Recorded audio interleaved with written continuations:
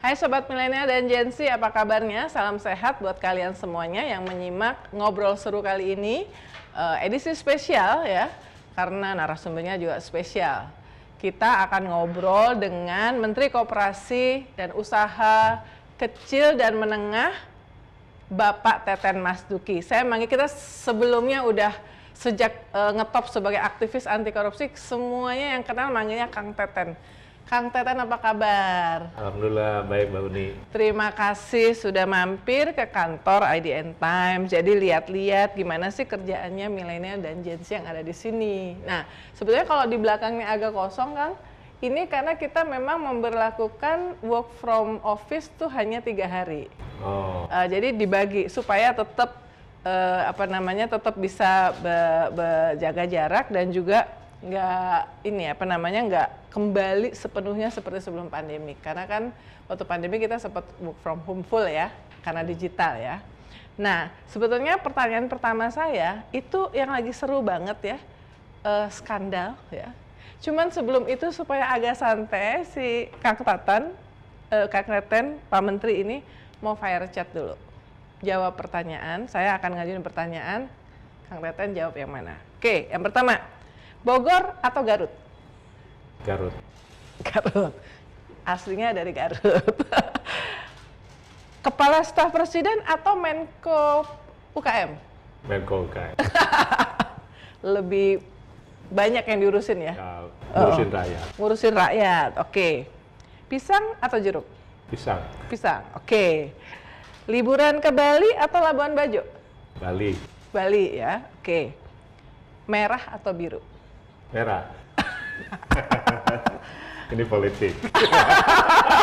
Padahal saya nggak ngomong loh itu, cuma sekedar warna. Tapi Kang Teten sangat sensitif, peka dia. Jalan pagi atau berenang? Jalan pagi. Jalan pagi, oke. Teh atau kopi? Kopi. Kopi ya. Makan bubur diaduk atau enggak? Di tengah ya. Makan nasi Padang pakai sendok atau pakai tangan? Pakai tangan. Pakai tangan ya. Ganjar atau Anies? Ganjar. Jelas ya guys. Oke, yang penting udah bisa ketawa. Nah, jadi harus nanya nih, IDN Times mau ketemu langsung sama narasumber yang paling kompeten untuk ditanya. What next dari kasus koperasi simpan pinjam Indosuria yang korbannya 23 ribuan, tapi kemudian dibebaskan oleh majelis hakim? Ya, kita memang sangat kecewa ya. Majelis hakim pengadilan membebaskan Indosuria dengan argumen bahwa itu masalah perdata, bukan masalah pidana. Padahal yang didakwakan oleh jaksa itu kan pidana, penggelapan, penipuan, tindak pidana perbankan. Dan kita berharap sebenarnya ini bisa jadi solusi bagi pelaksanaan putusan PKPU. Karena kan Indosuria ini gagal bayar, ya, koperasi simpan pinjam Indosuria gagal bayar, lalu mereka menempuh damai lewat pengadilan niaga, lewat PKPU. Nah, tapi PKPU ini kan pelaksanaannya baru sekitar 15,58% dari kewajiban untuk membayar 13,8 triliun. Nah, kita berharap. Nah, kenapa? Karena asetnya tadi. Yeah. Jadi aset yang harusnya settlement aset, ya, asset based solution gitu ya. Asetnya disita, dijual, dipakai membayar kewajiban kepada anggota koperasi. Tapi kan asetnya tuh udah ya tidak dimiliki lagi oleh koperasi. Jadi dipakai di grupnya, bisnisnya sendiri dan lain sebagainya. Itu yang ditemukan oleh PPATK. Yeah. Nah, karena itu makanya kemarin begitu bebas, ya kita kehilangan opportunity untuk menyita aset untuk dilakukan settlement aset untuk memenuhi kewajiban PKPU. Nah, karena pemerintah tidak punya alternatif lain. Ini berbeda dengan bank. Kalau bank gagal bayar, ya sudah ada LPS untuk yang menanggung penyimpannya, nasabahnya. Nah, di Undang-Undang Koperasi itu belum ada seperti itu. Dan ini sebenarnya betul-betul murni kalau menurut saya, karena kalau dari semua yang mengadu ke Satgas Penanganan Koperasi Bermasalah yang kami bentuk, itu mereka kan sebenarnya tidak tahu menahu kok dibukukan di koperasi. Karena mereka itu awalnya investasi di perusahaan sekuritas, Indosuria. Lalu ya ditawarkanlah oleh agen-agen mereka, juga ada yang langsung ke koperasi simpan pinjam. Nah, lalu mereka jadi ini betul-betul melakukan shadow banking, melakukan tindak pidana perbankan karena tidak ada izin. Nah, tapi nggak bisa dijangkau oleh undang-undang perbankan karena bukan bank gitu, atau bukan OJK nggak bisa masuk. Jadi memang di situ ininya. Jadi dia loophole-nya di situ. Jadi dia dibukukan di koperasi simpan pinjam. Nah, sementara di Undang-Undang Koperasi, Kementerian Koperasi itu nggak ada kewenangan untuk ngawasin, ya. Dan nah kita sebenarnya pernah memberikan teguran kepada ke Indosuria. Saya lihat datanya di 2018 itu sebelum saya sudah ada teguran, ya. Jadi sudah ada. Nah, cuma tidak langsung waktu itu dibekukan, gitu ya. Baru dibekukan belakangan, gitu. Nah, jadi jadi memanfaatkan kekosongan. Jadi ada regulasi, dua isu dong, dua isu soal bahwa ternyata tidak diatur soal pengawasan ya, dan Menkop juga nggak bisa.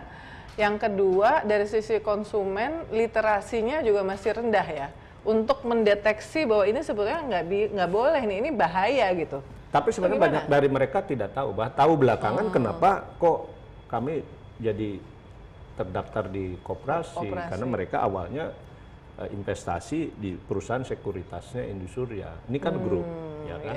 Gitu. Jadi itu di situ menurut saya. Dan yang nyimpan bukan orang-orang kecil. Iya, ya kan? Ada kayak keluarganya Chef Arnold itu katanya gede banget ya. Saya tahu juga. Saya beberapa yang nelpon saya orang-orang gede juga. Ada juga yang nelpon tidak langsung tapi lawyernya misalnya. Jadi ini uang besar. Juga bukan orang-orang kecil kalau di Indosuria ya. Lain dengan koperasi yang lain karena ada 8 koperasi bermasalah yang gagal bayar itu selain Indosuria. Jadi kita udah, karena ini udah wilayah PKPU, ini wilayah penegakan hukum, memang dari awal saya sudah bentuk Satgas Koperasi Bermasalah dengan melibatkan Bareskrim, Kejaksaan, PPATK, OJK, ya udah gabung. Tapi memang pelaksanaannya kurang efektif, karena tadi kan settlement aset ya, asset based solution. Tapi karena asetnya tuh kan udah bukan dimiliki oleh koperasi, asetnya itu dimiliki oleh pengurus-pengurus koperasi atau diinvestasikan uang anggota koperasi itu di perusahaan-perusahaan afiliasi milik grup atau ini, jadi nggak bisa dilakukan. Nilainya juga udah kurang. Seperti ini yang Indosuria ini kan yang disita polisi itu kan 2,1 triliun asetnya, padahal kewajibannya 13,8 triliun. Jomplang banget. Gitu. Jadi gapnya sangat jauh. Tapi kalau betul-betul dikejar, nah PPATK sudah lacak, bisa sebenarnya, ya kan? Cuma butuh proses ya. Butuh proses. Ya, kita karena itu kita di rakor dengan Menko Polhukam ini sudah disepakati jaksa melakukan kasasi dan mungkin juga upaya hukum lain karena masih banyak. Oke, jadi mudah-mudahan ini tidak ada yang seperti ini lagi, dan saya juga baca akan ada semacam rancangan undang-undang atau peraturan untuk memungkinkan fungsi pengawasan terhadap koperasi. Ya, sekarang kan sudah ada Undang-Undang P2SK ya, Omnibus Law Keuangan. Jadi makin tegas lah. Koperasi yang menjalankan open loop, jasa keuangan, itu pengawasannya izinnya di OJK. Nah, kalau koperasi simpan pinjam yang closed loop, yang hanya melayani anggota dan ke anggota, itu di Kementerian Koperasi. Nah, tapi perkembangan koperasi simpan pinjam ini kan sekarang sudah luar biasa, ya, bukan lagi koperasi kecil.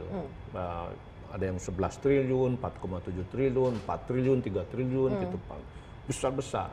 Nah, ini nggak bisa lagi mengawasi dirinya sendiri, ya, karena di undang-undang yang sekarang nomor 25 tahun 92, koperasi itu mengawasi dirinya sendiri oleh pengawas segala macam, ya, karena oligarki kan bisa terjadi di koperasi. Jadi seperti Indosuria itu kalau begitu datang dipanggil pengurus koperasi, rekan-rekan kita nggak tahu menau, ya itu kan pengurus boneka, ya. Seperti itu. Nah, sehingga nanti kita akan revisi undang-undang koperasi ini yang kita ingin masukkan adanya OPK, jadi Otoritas Pengawas Koperasi. Karena di bisnis keuangan ini, ya, meskipun bentuk badan hukumnya koperasi, ini kan membutuhkan profesionalisme, ya, membutuhkan SDM yang memadai. Amerika dan Jepang juga sudah membentuk OPK, ya, tadinya sama, koperasinya mengurusi diri sendiri. Ya, yang kedua perlu ada LPS juga dong, ya, kenapa Semacam nasabah LPS, bank ya, dilindungi, koperasi atau tidak? Berarti koperasi itu soko guru perekonomian Indonesia di konstitusi kita kan? Ya, lalu kita mau yang ketiga APEX, supaya nanti kalau ada koperasi simpan pinjam, ada kesulitan likuiditas, bisa ada dana talangan di kan dulu, gitu ya. Nah, 3 hal itu kalau menurut saya ini ekosistem kelembagaan koperasi yang selama ini nggak dibangun. Nah, padahal saya ingin ke depan koperasi ini sejajar, ya, kepercayaan masyarakat terhadap koperasi dengan korporasi itu seperti di negara-negara maju, ya, koperasi. Nah, itu berikutnya pertanyaan. Jadi kita ngomongin problem koperasi, tapi saya tahu Pak Menteri ini termasuk baru balik 2 mingguan yang lalu dari Swiss, dan juga bertemu dengan jejaring koperasi yang agriculture, ya, yang bagus. Jadi Swiss itu kalau kita lihat di sana ada Migros, ada Coop, ya, itu udah kayak konglomerat, tapi konglomerat koperasi dan konglomerasi koperasi. Kualitas bahannya juga yang dijual juga tinggi banget. Nah, apa lesson learned dari kunjungan itu? Nah, saya kemarin memang datang ke Fenaco dan kita akan ada kerjasama karena di Fenaco itu semacam holdingnya koperasi lah. Itu memang di sana itu betul-betul seluruh, misalnya di agriculture, ya, itu koperasi, ya, dan kebetulan kita juga sedang mengembangkan model koperasi modern semacam itu di sektor agriculture, ya, ini udah cocok, ya. Jadi bagaimana si koperasi itu, si petani-petani kecil, peternak-peternak kecil itu tidak harus pusing menjual produknya kemana, itu urusan koperasi. Koperasinya punya pabrik, diolah produknya, baru ke market. Jadi terhubung dan terhubung. Nah, yang menarik juga mereka kan punya jaringan retail, ya, supermarket modern, Coop itu, ya, dengan standar yang tinggi. Sehingga seperti ada UMKM kita masuk ke Coop itu standar, mereka kan mengeluarkan standar-standar produk, dan itu sangat tinggi standarnya, sehingga kalau dapat standarisasi, nah, Coop ini di Swiss itu terbesar, ya, dibandingkan Migros, ada satu lagi apa, Jubilee apa ya, itu, dan di dunia itu nomor 4. Nomor pertama kan Walmart, kedua Tesco, ketiga Carrefour. Nah, bayangkan nggak? Jadi kita melihat, ya, perkembangan koperasi di Eropa itu, jadi standarnya tinggi. Misalnya di sana, ya, kita tahu lah koperasi simpan pinjam itu awalnya kan credit union di Jerman. Ketika dulu ada 2 wali kota yang ketika krisis, rakyat kecil kesulitan untuk mendapatkan modal kerja, modal usaha, dibikinlah CU, ya, credit union. Jadi Karena itu koperasi itu bukan kekuatan kapital tapi kekuatan orang, ya. Itu yang dirumuskan oleh Bung Hatta. Tapi sekarang misalnya mereka bukan lagi bikin koperasi simpan pinjam karena di sana nggak ada lagi mungkin ya, karena semua udah bankable, nggak ada lagi yang minta pembiayaan kecil. Jadi di Swiss tuh sekarang koperasinya punya bank kan. Sampai saking gedenya, saking modernnya ya. Ya, bukan hanya di Swiss kan. Di mana-mana. Di Perancis. Rabobank. Agricole, kan ya. Rabobank. Dari Belanda itu koperasi. koperasi. Agricole di Italia, di Perancis juga koperasi. Jadi saya ingin melihat, ingin mengajak pada gerakan koperasi di kita, karena mereka selalu berlindung jati diri, ingin mengurusi sendiri, standar sendiri. Itu koperasi itu berkembang gitu loh, sehingga jati dirinya pun juga berkembang, identitasnya itu berkembang. Good governance-nya atau governance-nya, corporate governance itu juga, tata kelola itu juga harus menjadi identitas baru. Karena sekarang orang bagaimana mau investasi atau gabung dengan koperasi kalau merasa tidak aman, karena tidak punya standar GCG-nya yang bagus gitu. Nah ini yang harus dilihat. Gitu dong. Ini waktunya Kang Teten nggak banyak karena ya sampai Oktober 2024 ya. Bagaimana tadi memastikan aturan-aturan yang melindungi koperasi, pengawasan koperasi, good governance, naik kelas lah istilahnya. Yeah. Itu waktunya pendek, jadi mesti gercep ya? Ya, saya akan ngebut. Beberapa bisnis model saya sudah lakukan, modernisasi koperasi. Saya kerja dengan Argirtera, konsultan koperasi di Belanda, gitu kan. Lalu juga nanti dengan Venaco-nya Swiss, begitu. Menurut saya sih bisnis model udah dilakukan.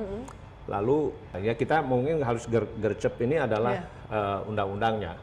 Jadi saya punya ambisi, ya di rencana kita itu koperasi itu tidak lagi di sektor ekonomi yang marginal ya, tapi masuk ke semua bisnis. Misalnya masuk ke perbankan, tapi dia jangan pengen punya aturan sendiri di sektor keuangan, dia tunduk ke regulasi perbankan misalnya. Dia bisa bikin rumah sakit, tapi dia juga tunduk terhadap aturan rumah sakit. Jangan karena rumah sakitnya milik koperasi, standarnya di bawah. Masuk ke tambang, dia ikut tunduk ke situ. Kepada aturan di situ. Nah, di situ. Jadi bukan koperasinya. Badan hukumnya yang itu ya. Koperasi badan hukum, tapi kan pemilikannya bukan dimiliki oleh pemodal besar. Ini pemilikannya kan pemilikan koperasi, orang-orang gitu. Nah, harusnya ke sana. Jadi bukan saya punya jati diri, jadi saya kemudian kayak ya menempatkan koperasi itu hanya untuk yang marginal. Jadi tidak melihat opportunity ke depan seperti pengalaman Eropa yang sama-sama jurasinya dari Eropa, Bung Hatta dari Skandinavia, di sana udah berkembang Bu. Jadi sehingga ngomong jati diri koperasi itu bukan ngomong jati diri seperti di awal-awal kita membentuk KUD gitu ya, bukan koperasi-koperasi yang dalam skala kecil, yang memang kalau dalam skala kecil, dalam lingkungan sosial yang pendek, yang anggotanya saling kenal mengenal, itu bisa itu diawasi oleh dirinya sendiri gitu. Tapi kalau cabangnya udah di mana, udah ratusan ribu, ya satu sama lain anggota juga nggak tahu. Gitu. Nah sekarang kita masih di awal dari 2023. Perekonomian dunia, berbagai ramalan, pakar, survei World Economic Forum, BLIK. Bahkan kalimat BLIK ini, kata BLIK itu dimunculkan oleh Sekjen PBB waktu pidato di Swiss ya. Karena konflik ya, yang nggak jelas kapan, Ukraina dengan Rusia, kemudian pengetatan moneter di Amerika, Eropa. Jadi susah lah. 2/3 dari negara di dunia akan mengalami resesi global. Bagaimana prospek dari UMKM Indonesia supaya bisa survive di tengah ancaman resesi global? Apa programnya? Ya, kalau menurut saya justru ini momentum bagi UMKM ya untuk menguasai market dalam negeri. Karena ini kan ada disrupsi supply chain dunia. Dan untuk Indonesia, meskipun dunia deflasi, ya, tapi kita kemarin sudah kita rakorkan tahun ini kita masih bisa tumbuh 5,3%.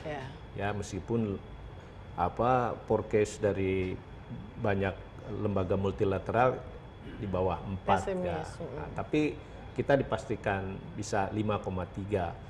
Dan kemarin kan di kuartal 3 kita 5,73%. Itu kenapa? Karena konsumsi rumah tangga kita tinggi kan, di atas 53%. Lalu sekarang pemerintah juga ada kewajiban belanja 40% produk UMKM. Dan itu sudah dianalisa oleh BPS, itu bisa memberi kontribusi terhadap pertumbuhan 1,85% atau kuat.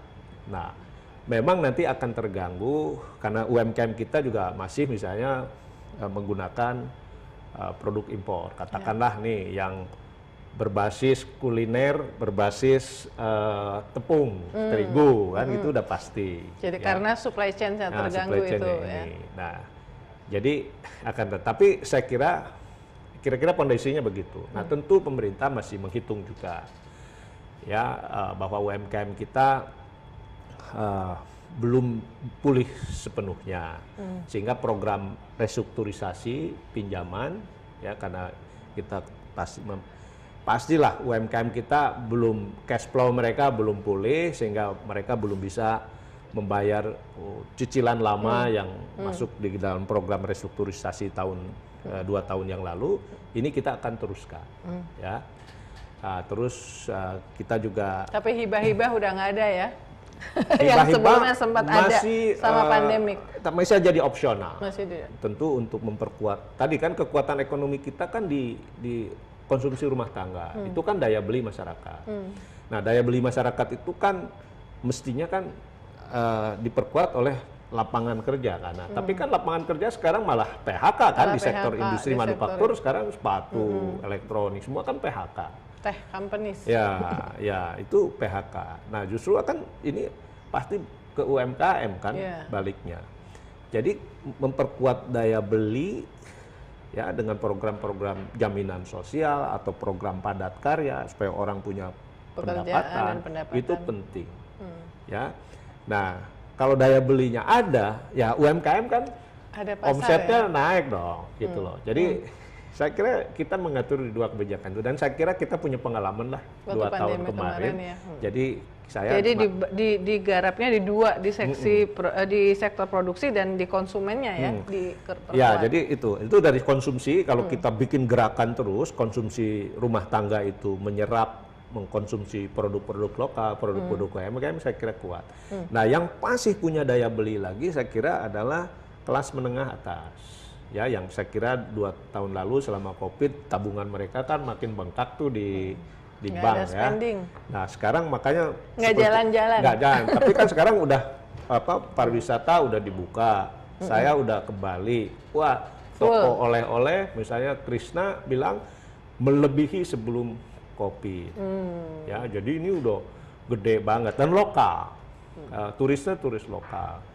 Nah, ya, lalu kalau pemerintah juga kita efektifkan, misalnya daya belinya BUMN, usaha besar menjadi membeli atau menggandeng bermitra dengan UMKM, misalnya komponennya, bahan bakunya dari UMKM, jadi UMKM-nya bukan dibina lagi seperti Bapak angkat, tapi masuk ke dalam rantai pasok industri, BUMN termasuk swasta, ini juga cukup memperkuat. Ini yang sedang saya usulkan.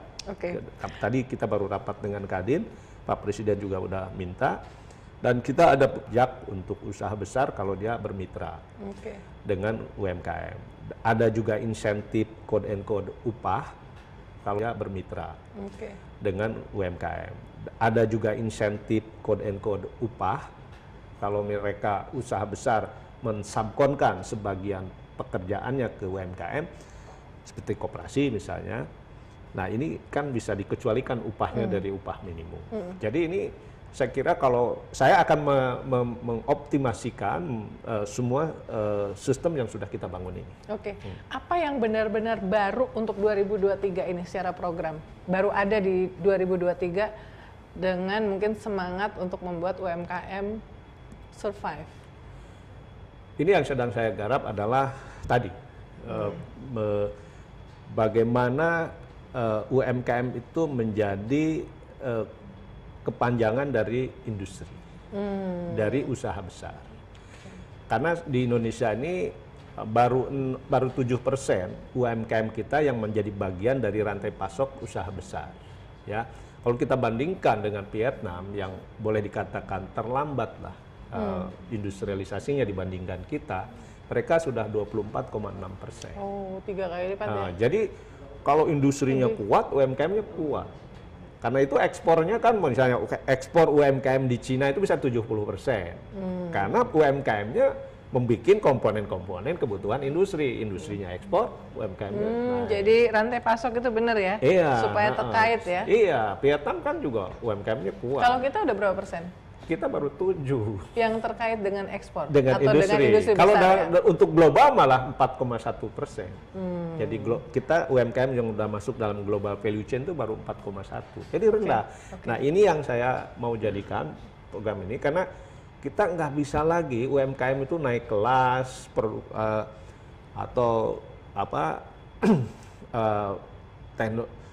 UMKM produknya berbasis inovasi teknologi itu nggak mungkin kalau mereka tidak menjadi bagian dari rantai pasok industri. Gitu ya? Kalau nggak ya nanti kita bikin keripik, ya kerupuk, akik, batik, gitu. Di situ aja nanti ya, UMKM kita. Jadi paling kita ngurusin nanti kemasan kan, itu. Problem kita bukan di situ. Pertanyaan terakhir, sebenarnya banyak pertanyaannya, cuman karena Pak Menterinya banyak acara juga, penting, banyak kerjaan. Pertanyaan terakhir, update dari digitalisasi untuk mensupport UKM seperti apa? Nah sekarang alhamdulillah ya, dari target kita 30 juta UMKM terhubung ke ekosistem digital di 2024, sekarang udah 21 juta. Nah, jadi saya kira ini kemajuan yang luar biasa ya, dan ini juga yang membuat UMKM bisa survive di masa pandemi. Nah kita ingin ini tapi prakteknya banyak UMKM yang tidak bisa bertahan lama di e-commerce yang skala marketnya besar, nasional atau provinsi. Sehingga kita sekarang lagi menstimulasi lewat program Digital Award, pahlawan digital bagi anak-anak muda yang menciptakan aplikasi-aplikasi baru yang inovatif ya, untuk mensupport UMKM. Ya, UMKM. Karena sekarang kan misalnya UMKM yang skala produksinya kecil kan jualannya mungkin di platform lokal gitu. Dan saya lagi merangsang juga mereka karena ada sektor-sektor yang masih besar tapi platform digitalnya belum banyak. Misalnya di sektor kelautan. Itu kan hanya baru ada 2. Padahal itu gede banget kita value bisnis di situ. Di sektor agriculture juga, ya basis kita petani-petani kecil perorangan plus kita juga punya perkebunan sawit karet. Kan ini juga belum banyak platformnya. Jadi saya kira memang ini harus makin banyak gitu platform-platform kecil yang bisa memberikan market bagi UMKM mikro. Ini bisa menjadi kayak semacam solusi terakhir banget ya, karena Pak Menteri menyinggung soal e-commerce ya. Sementara kita tahu bahwa hari-hari ini banyak e-commerce yang tutup, layoff, bahkan ada yang tutup ya, yang dari asing. Nah itu pengaruhnya terhadap UMKM untuk produk lokal apakah signifikan atau memang selama ini mereka justru kalau yang asing kan banyak jualan barang impor, jadi nggak ada masalah ya, nggak terlalu masalah ya. Tapi ini yang inovasi ini kan UMKM itu kan luas ya, dan banyaknya itu 96 mikro. Nah justru yang saya butuhkan sekarang platform-platform yang lebih captive market gitu, yang lebih kecil sehingga mereka di pelosok manapun masih bisa jualan secara online gitu, bukan platform besar yang didominasi oleh produk luar. Oke. Wah, menarik ya ngomongin UMKM tuh, soalnya kenapa menarik? Karena relate banget sama apa yang kita lakukan sehari-hari. Kita kan juga belanjanya ya kayak kuliner, baju apa segala macam, so produk yang kita konsumsi sehari-hari basically dari UMKM. Mudah-mudahan Pak Menteri tidak bosan untuk mampir dan ngobrol berbagi dengan audiens IDN Times. Kantor kita berdekatan. Dan terus nonton Ngobrol Seru dengan narasumber-narasumber yang kompeten dan menarik. Jangan lupa like, comment, subscribe YouTube IDN Times, dan